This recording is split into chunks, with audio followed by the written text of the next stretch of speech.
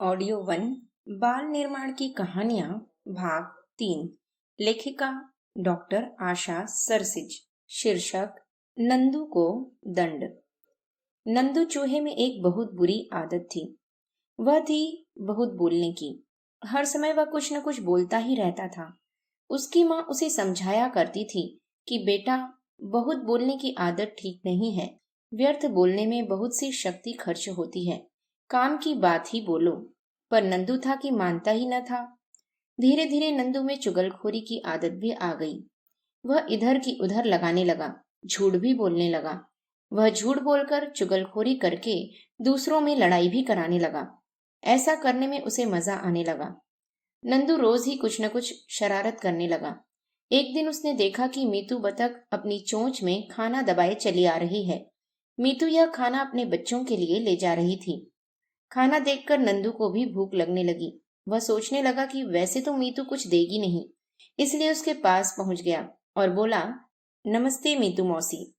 नमस्ते बेटा, खुश रहो, मीतू कहने लगी। नंदू बोला, मौसी, सारस मामा कह रहे थे कि तुम कुछ भी काम नहीं करती हो, तुम्हारा खाना भी वे ही खोजते हैं। यह सुनकर मीतू एकदम भड़क उठी और बोली, हाँ हाँ, मैं तो निकम्मी हूँ, मैं क्यों ढूंढूंगी अपना खाना।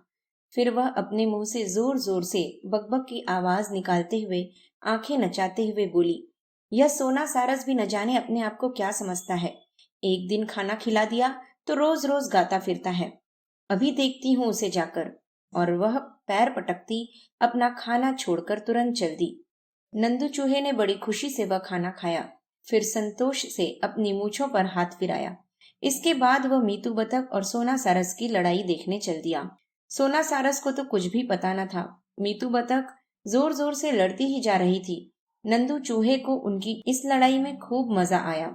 ऐसी अनेक तरह की लड़ाइयां कराना नंदू चूहे के लिए बड़ी मामूली सी बात थी। उसकी माँ उसे हमेशा समझाती थी, नंदू, तुम जैसा काम करोगे वैसा ही तुम्हें फल मिलेगा। बुरे काम करने वालों को सदैव बुरा फल मिलता है। पर नंदू को अभी तक कोई बुरा फल नहीं मिला था, इसलिए वह बुरे काम छोड़ नहीं पाता था। एक दिन नंदू घूमते घूमते महाराज सिंह की गुफा तक जा पहुंचा। महाराज बैठे आराम कर रहे थे। नंदू को यहाँ भी शरारत सूझी। उसकी झूठ बोलने की आदत यहाँ भी न छूटी।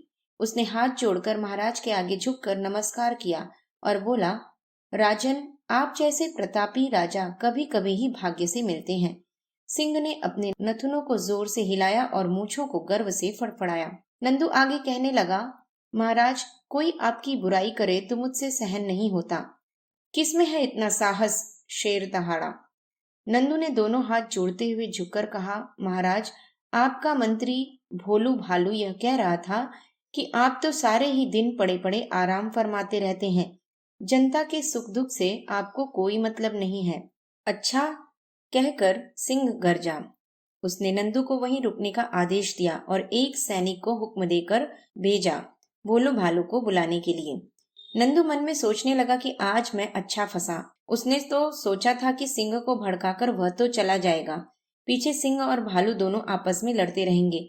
पर सिंह ने तो उसे यहीं पर बैठने का आदेश दे दिया था। अब तो वहां से बाहर निकलना भी संभव न था। तभी नंदू के दुर्भाग्य से मीतू बतख और सोना सारस भी वहीं आ पहुंचे। अब उन दोनों में सुलह हो गई थी। नंदू की वह चालाकी उन्हें पता लग गई थी। वे उसकी चुगलखोरी की महाराज से शिकायत करने आए थे। मीतू बतख ने विस्तार से सारी घटना बताई। उसे सुनकर सिंह को नंदू चूहे पर बड़ा गुस्सा आया। तभी दरबार में लोमड़ी, हाथी, ऊंट, भालू आदि और जानवर भी आ गए। वे भी कभी न कभी नंदू की शरारतों को भुगत चुके थे। सभी ने नंदू की बुराई की। भोलू भालू कह रहा था, महाराज, मैंने तो कभी किसी से आपकी बुराई नहीं की। यह नंदू ही सभी की बुराई करता फिरता है। ऊंट, हाथी, लोमड़ी आदि सभी ने अपनी अपनी गर्दन हिलाकर इस बात का समर्थन किया। अब सिंह को बड़ी जोर का गुस्सा आ गया। उसने नंदू को दंड सुनाया। नंदू, तुम्हारी इस आदत से सभी में झगड़ा होता है। दूसरों में लड़ाई कराकर तुम तमाशा देखते हो। मुझे तुम पर गुस्सा तो इतना आ रहा है कि तुम्हें फांसी पर चढ़ा दूं, पर अभी ऐसा नहीं होगा। एक बार तुम्हें संभलने का मौका दिया जाएगा। मैं अपने सैनिकों को आज्ञा देता हूँ कि तुम्हारी पूंछ और मूछ काट लें। सिंह के सैनिकों ने तुरंत आगे बढ़कर ऐसा ही कर दिया। मीतू बतख बोली, कितना ही समझाया था इस नंदू को, पर यह अपनी चुगलखोरी और झूठ बोलने की आदत छोड़ता ही न था। आखिर में इसे इसका दंड तो मिल गया। अब यह अपनी सब गलत आदतें छोड़ देगा। सोना सारस कह रहा था, बुरे काम का फल निश्चित ही मिलता है। आज नहीं तो कल वह भुगतना पड़ता है। न तो कोई प्राणी किसी का बुरा सोचे और न किसी का बुरा करें। हमेशा सबका भला सोचें और भला करें, इसी में बुद्धिमानी है, भोलू भालू ने कहा। नंदू चूहे का सिर शर्म से झुक गया था। कटी पूंछ और कटी मूछों को लेकर माँ के सामने वह धाड़ मारकर रो पड़ा। माँ सिर पर हाथ फिराती हुई बोली, बेटा, जो हुआ है उसे भूल जाओ। मूछ और पूंछ तो दोबारा आ जाएंगी। अब तुम अच्छा बनने की कोशिश करो। हाँ माँ, ऐसा कहकर नंदू अपनी माँ से चिपटकर बिलक पड़ा। शीर्षक, मित्र की पहचान। अमरकंटक वन में एक पेड़ के नीचे रानी चींटी का घर था। एक बार अमरकंटक वन में अकाल पड़ा। उसकी वजह से जीव जंतुओं को खाना मिलना भी मुश्किल हो गया था। रानी की सारी सेना, सारे ही परिवार के सदस्य उस अकाल में मर गए। रह गई अकेली रानी चींटी। पहले तो रानी बड़ी ही उदास उदास रहती थी। फिर एक दिन वह सोचने लगी कि जो मुसीबत आने वाली है वह तो आएगी ही। आपत्ति को यदि हंसते हंसते सहा जाए तो कठिनाई कम होती है। मुसीबत में साहस खोने पर और अधिक परेशानी ही बढ़ती है। फिर मैं अपना धैर्य क्यों खोऊं? जीना है तो हंसते हंसते ही जीऊं, बहादुरी से जीऊं। जो होना था वह तो हो ही गया। रानी ने यह भी सोचा था कि अब अमरकंटक छोड़कर और कहीं चला जाए। यहाँ परिवार का कोई और सदस्य तो बचा नहीं है। उल्टे यहाँ रहने से मित्रों की याद और सताती रहती है। रानी चींटी अपना घर छोड़कर चल दी। चलते चलते वह अमरकंटक वन से बहुत दूर चली गई। रास्ते में उसने अनेक नगरों को पार किया। शहर की हलचल में रानी का मन लगता न था, इसलिए उसने सतपुड़ा की पहाड़ियों पर निवास करना ही पसंद किया। एक दिन सुबह सुबह रानी सतपुड़ा के पहाड़ी प्रदेश पर पहुंची। रानी के प्रवेश करते ही एक चींटी मिली। वह कहने लगी, तुम कहाँ से आ रही हो बहन? लगता है बड़ी थकी हुई हो। आओ मेरा आतिथ्य स्वीकार करो। रानी बतलाने लगी, मैं अमरकंटक वन से आ रही हूँ। कई दिनों से लगातार यात्रा कर रही हूँ। मेरे सभी संबंधी मर चुके हैं।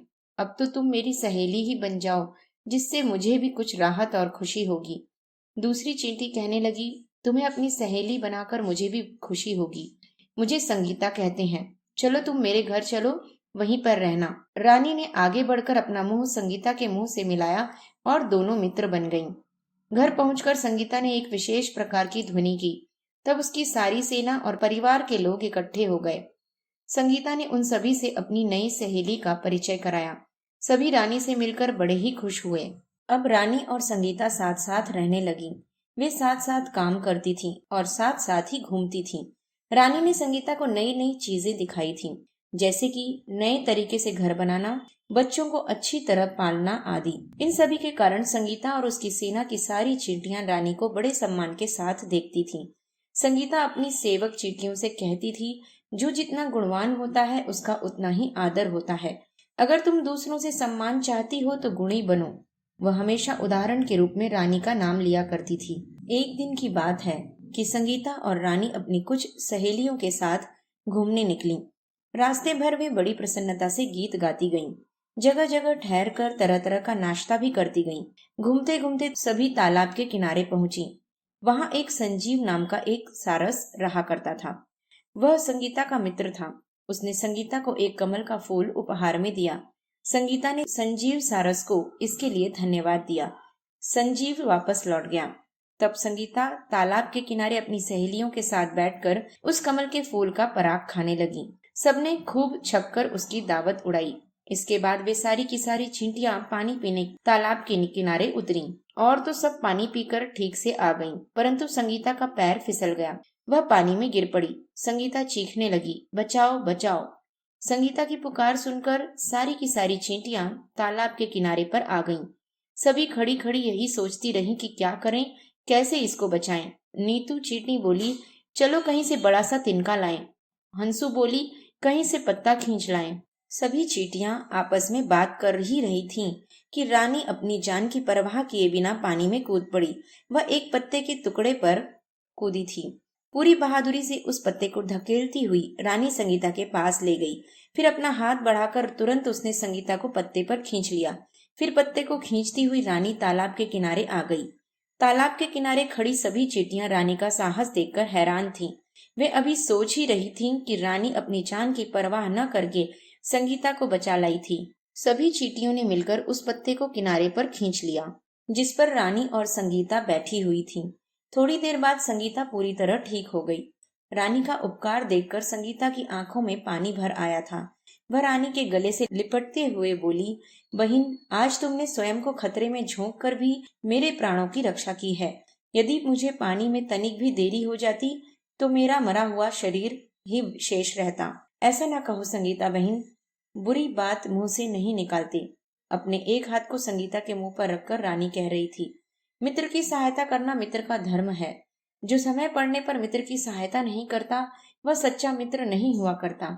वह तो मित्र होने का बहाना मात्र ही करता है। तुम्हारे लिए जो कुछ भी मैंने किया है वह तो मेरा कर्तव्य था। वह सब तो मुझे करना ही चाहिए था। अब संगीता की समझ में आ गया था कि वास्तव में उसकी सच्ची मित्र कौन है। सारी सहेलियों के रहते हुए भी संगीता के आज निश्चित ही प्राण चले जाते यदि रानी न होती। उस दिन से उसके मन में रानी के प्रति आदर सम्मान की भावना और अधिक बढ़ गई है। अब संगीता की सहेलियों की समझ में भी यह बात आ गई कि मित्र के मुसीबत में पड़ने पर अपने प्राणों की परवाह न करके उसकी रक्षा करनी चाहिए।